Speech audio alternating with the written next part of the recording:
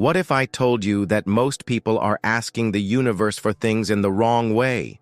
And because of this, they spend years waiting for something that never arrives. Would you believe it?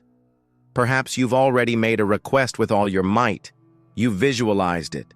You've even felt it in your heart. But still, nothing happened. And worse, in some cases, life even seemed to move further away from what you desired. What very few people know is that there is a precise formula, almost like a secret code, that causes the universe not only to hear what you want, but to feel that it must deliver it to you as soon as possible. It's not about asking louder, nor about waiting in silence. It's about speaking the exact language that reality understands. How many times have you found yourself imagining what your life would be like if that dream were already real? Maybe a different house, financial freedom, a complete love life. And for a few seconds, you could even taste that reality. But right after, doubt crept in. Is the universe really listening to me? The truth is, it always hears, but it responds according to the frequency you are emitting. It's like trying to tune a radio.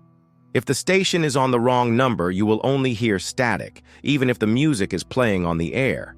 And this is where the point that almost no one tells you comes in. It's not enough to know what to ask for. You need to know how to ask. Joe Dispenza explains that our brain and our heart are like energy transmitters. When they are misaligned, the signal comes out weak and confused. It's as if you were trying to talk to the universe, but using a language it doesn't understand. But when you align emotion and thought, when you feel before you see, when you internally live what you desire before it happens, something changes. Reality begins to bend to meet what you have sent out. But what if I told you that there's an almost invisible mistake that most people make at the moment of the request, and that this mistake alone is capable of nullifying any intention, no matter how strong? That's what we're going to talk about today. Together, we will cross the path between wanting and receiving. I will show you how to transform a simple wish into something inevitable, something the universe will have no choice but to grant. And believe me, the final revelation in this video is the most powerful of all. Because in the end, it's not just about asking, but about assuming the position of one who has already received. This is the key that changes the game. If you allow yourself to go to the end, you will understand why, until now, your requests haven't worked as they should have, and how, from today, you will learn to do it differently. Before we continue, I want you to commit to this transformation. If this subject resonates with you, if you feel it's time to unlock this connection with the universe, then leave your like and subscribe to the channel, because what I'm going to deliver here will change the way you manifest anything in your life. And there's something more. I've prepared special material for you who want to go deeper and apply all this in a practical way. It's in the first pinned comment. Read it carefully, because there lies the key to accelerating your requests and seeing results much faster. So let's get straight to the point, because what you're about to hear can break years of accumulated frustration. The first thing you need to understand is that the universe doesn't operate on pity or human logic. It doesn't deliver because you need something, and much less because you are suffering. It delivers because you are vibrating in tune with what you want. It may seem unfair at first, but think about it. If everything is energy, then it's not about deserving, it's about correspondence. If your internal frequency doesn't match what you desire, the connection is never completed, and you're left waiting for a signal that never comes. Joe Dispenza teaches that the brain is a record of the past, and the body is the reactor to emotions already lived. This means that if you continue to feel the same emotions today that you felt yesterday, your mind is recreating the same reality. You wake up, remember the same worries, relive the same pains, and send the exact same request to the universe, more of the same. It's not that it's ignoring you, it's that you are repeating the same transmission every day, and it just responds to what you send.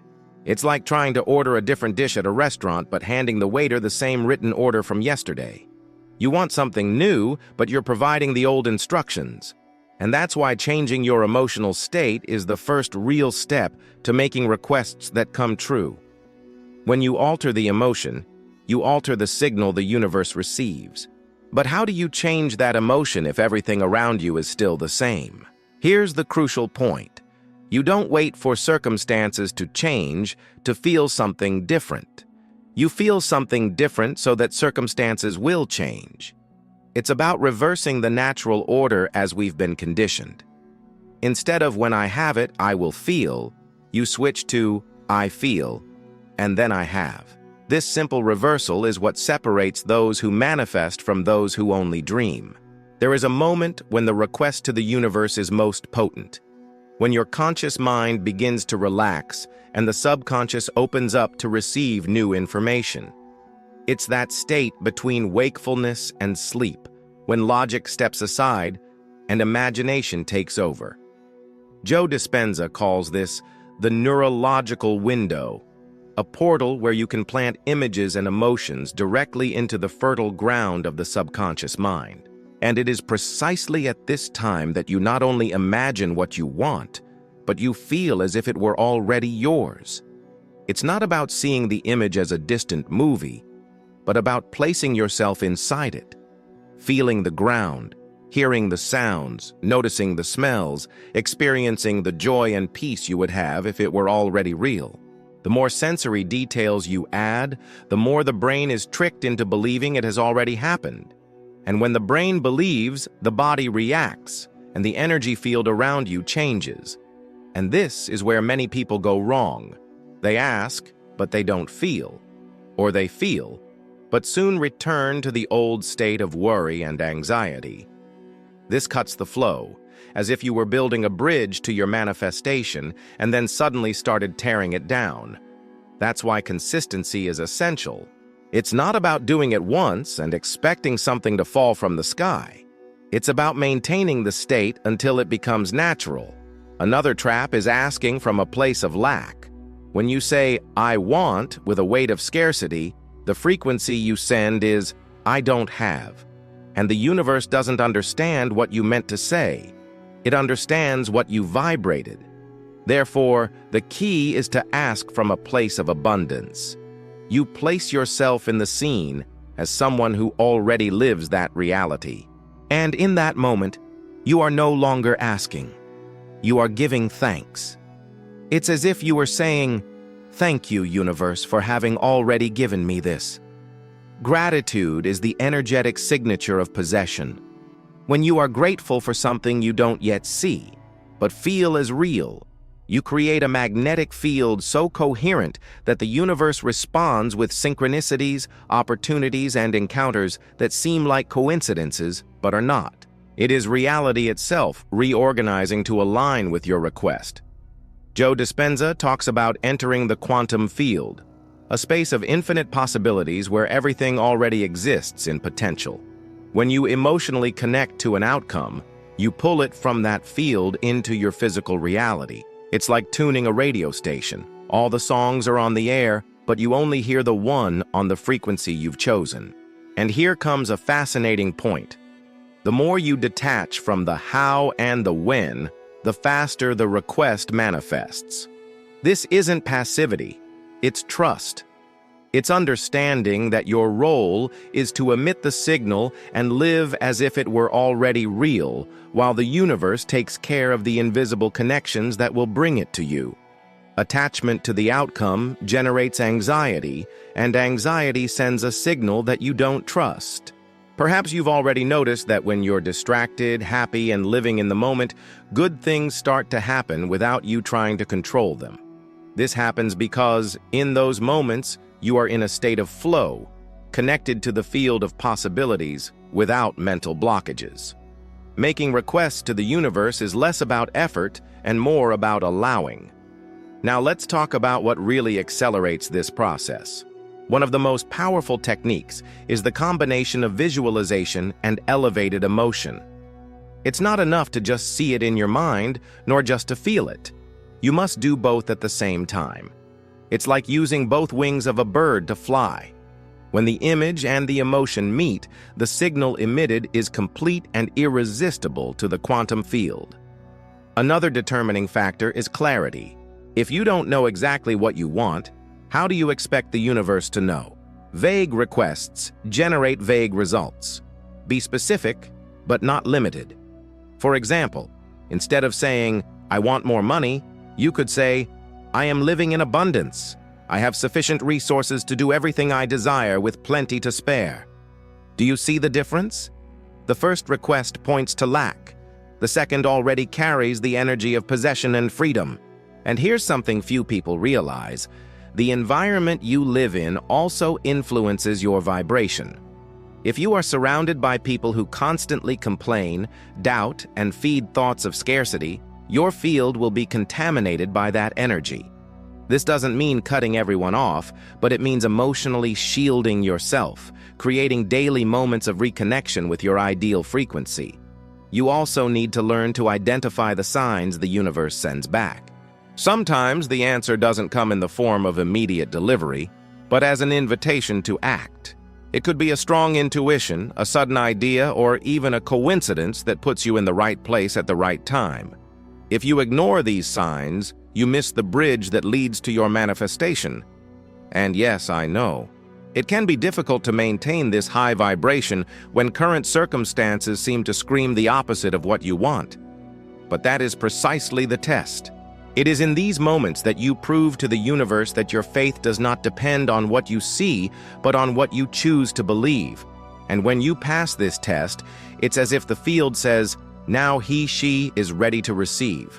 If you're feeling that you need to delve even deeper into this, that you want to learn how to use every detail of this formula in your life, remember that in the first pinned comment, there's something I prepared especially to accelerate this process. It's the kind of thing you only truly understand when you apply it. And when you apply it, there's no going back. Because in the end, asking the universe isn't just about words. It's about energy, coherence, and surrender. It's about living today as if tomorrow has already happened. It's about transforming the request into a state of being. And when you reach that point, nothing can stop what is yours from finding its way to you. And perhaps at this very moment, as you listen to each word, you are already beginning to notice something different. A part of you knows that everything you have ever asked for is still out there, suspended in the field of infinite possibilities, just waiting for the right signal to descend into your reality. It's as if there were an invisible door, and the key has been in your hands all along. But until today, you were turning it in the wrong direction. Now, you begin to feel that you can open it. Many people get lost because they believe that asking the universe is an isolated act, like casting a letter to the wind and hoping it lands at the right address. But the true request is a continuous state. It doesn't begin when you close your eyes to imagine, nor does it end when the visualization is over. It is sustained by how you live each minute, by what you choose to feel when you are alone, by what you think when no one is listening.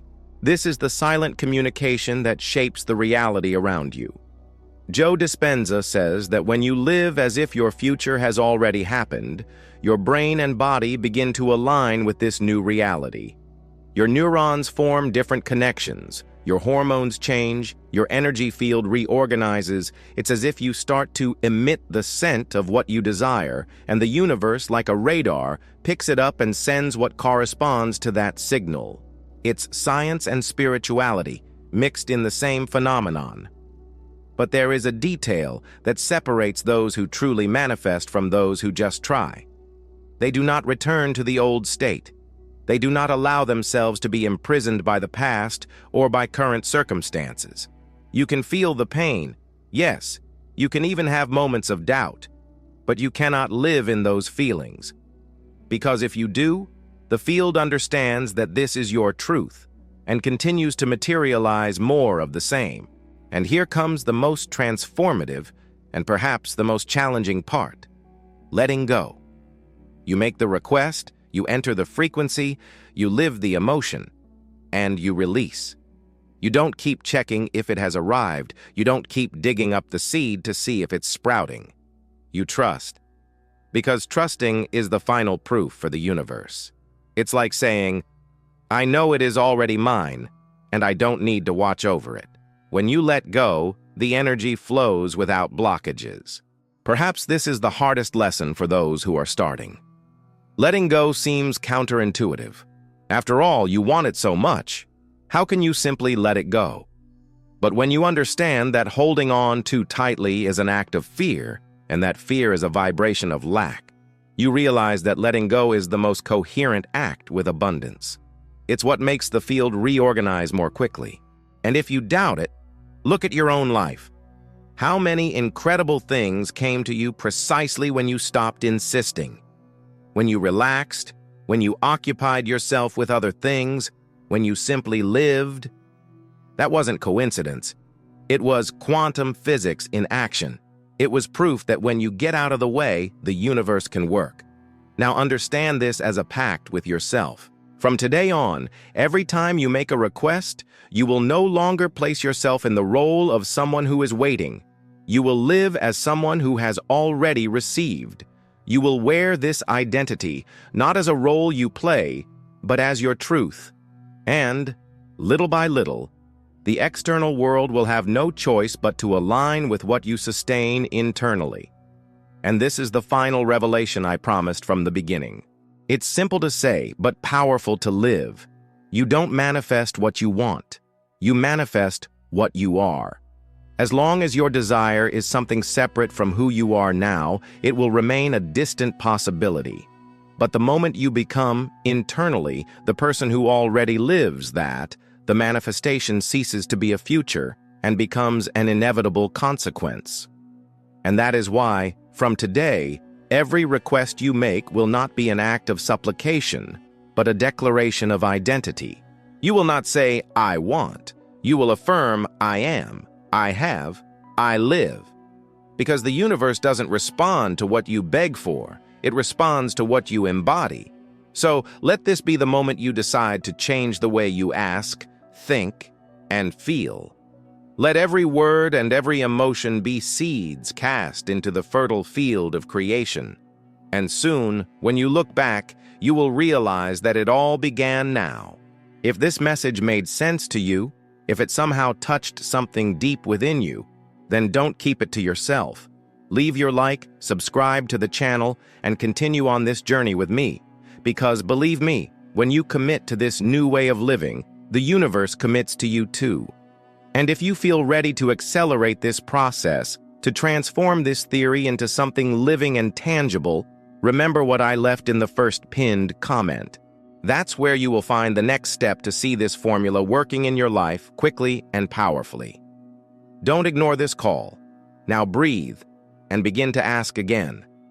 But this time, ask as one who already has. Live as one who has already received. Because when you do that, the universe doesn't just listen, it answers. Always.